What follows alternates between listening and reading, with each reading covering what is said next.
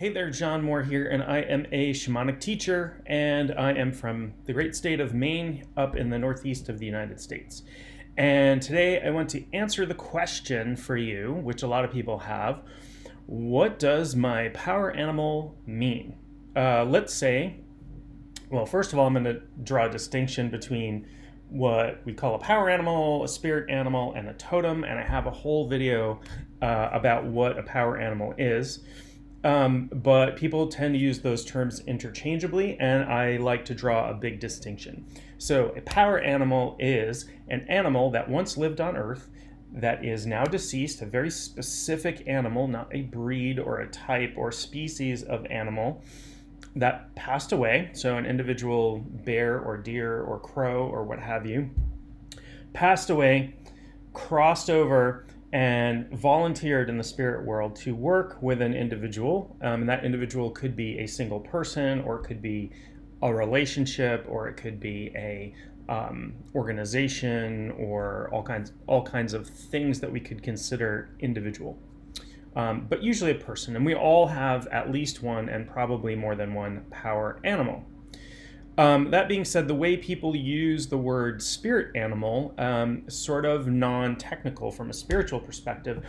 Usually it's just a type of animal that people more or less identify with, or they identify some characteristics with that.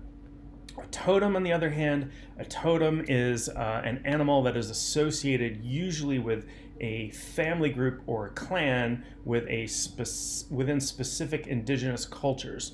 So if you're an indigenous culture and you come from the Condor clan, or you come from the Eagle clan, or the Spider clan, or the Snake clan, or the Crow clan, or what have you, that means your tribe, your group, your clan, your family has that animal as a totem, and that is going to have very specific cultural references. So I do not use these terms interchangeably because it causes a whole lot of confusion.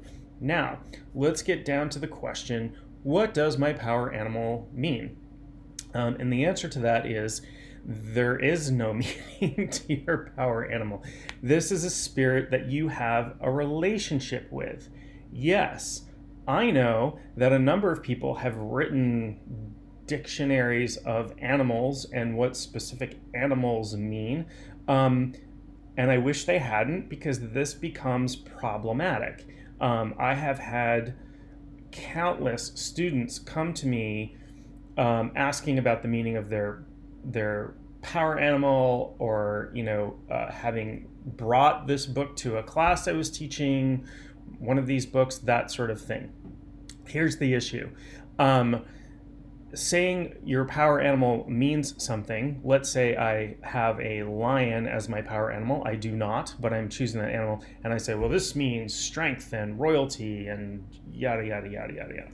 I'm placing a lot of cultural meaning on a spirit that never belonged to a specific culture. Lions don't belong to human culture, and human cultures place meanings on animals. The second problem comes from, what culture are we talking about? In some cultures, they revere certain animals. So for example, crows or snakes or what have you. And in other cultures, those types of animals are vilified.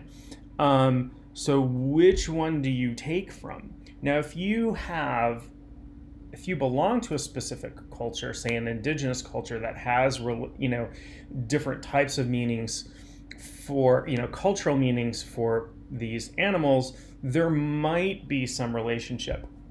But if you look in a book and say this animal means this, a crane means X, Y, or Z, it's wrong. It's just that, to make it really simple, it's wrong, because it's taking from either a very few cultures or a single culture and placing a whole bunch of stuff on that. And that's not how it works. Okay, so those meanings are off. The other thing is, this is about a relationship. So if I asked you, what does the relationship with your mother mean? What does your mother mean? that's a really hard question to answer, right? I mean, you can talk about the spirit of maternal relationships and what maternal relationships mean in certain cultures and in other cultures and that sort of thing. But does that describe the individual relationship that you have with your mother, or what your mother means to you? And what your mother means to you is very different than what my mother means to me. There may be some similarities there, but those are individual relationships, and that's exactly what it is with, that's exactly what it is with power animals. This is, or any helping spirit. This is an individual relationship that you have with an individual spirit. They all have different personalities. They are non-egoic, but they all have different personalities. They all come for specific reasons. And so if you go to a shaman or shamanic practitioner who does a power animal retrieval for you, which is the ceremony in which they let you know what your power animal is, and that might bring a specific kind of power to you. For example, I have done power animal retrieval ceremony for pregnant women and their unborn children, to help through the process of labor and birthing, right? To have strength and safety and those kinds of things. And sometimes power animals are sort of transactional like that, meaning they stick around for a specific purpose and then they move on. And then there are some power animals that we have for our entire lives, because they're here to help shepherd us along our spiritual path, and provide strength when we need it, or serve in other purposes. So for example, I have certain power animals that I work with in different healing ceremonies. I would imagine those power animals will be around for as long as I am performing those healing ceremonies. That may or may not be true. They may move on and others might take their place. I don't know.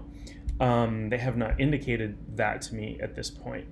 So I would avoid, and this is not just my opinion, but this is the opinion of my teacher and my teacher's teacher and lots of my colleagues and lots of people I know who teach shamanism.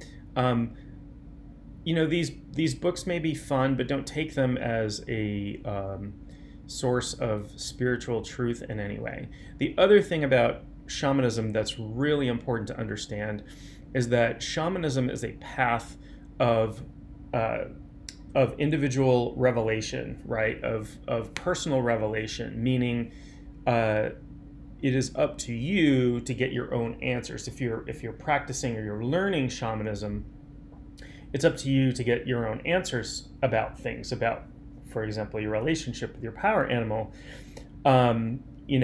It's certainly not up to a book, but it's also not up to your teacher or, what have you. So if you are learning from me and you went and got a power animal on your own, which is one of the first things you would learn how to do when you train with me, is and you came back and you asked, well, what does this relationship mean, or what am I supposed to learn from this relationship?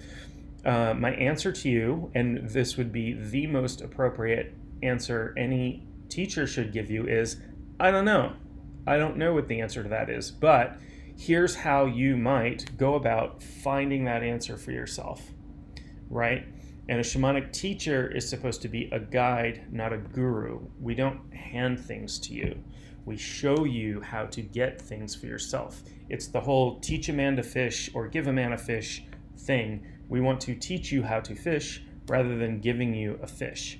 We want you to not need us forever. We want you to go out and be able to do your own work. And that is really important, and that is something that I treasure about my own path, my own shamanic path, is that not only do I get my own answers, but my students get their own answers, and it makes my life less busy when I teach people how to get their own answers. And there's nobody standing in between you and spirit. That's the other thing. We don't have priests or bishops or popes or what have you, and that is a great thing about the path as well. Now, that being said, some people will go to a shamanic practitioner, and I do practice shamanism, and I draw a distinction between my role as a teacher and my role as a practitioner. And I would say that all teachers should be practitioners, but all practitioners should not necessarily be teachers. Meaning that if you're teaching shamanism, you should also be practicing, because you have to understand how practice works. But if you're practicing shamanism, there's nothing that says that you have to go teach it. So if somebody comes to me as a practitioner for, say, a healing session or a blessing ceremony or what have you, in that way, yes, they're going to look to me to get some answers for them, or to, that sort of thing. Those answers are coming from spirit, and I'm doing that work on behalf of a client, which is, not somebody who's necessarily studying shamanism. And that path is not for everybody. The shamanic path is certainly not for everybody. It is not an easy path. It is not all rainbows, unicorns, and clouds. It's can be a little rough, and that's totally fine.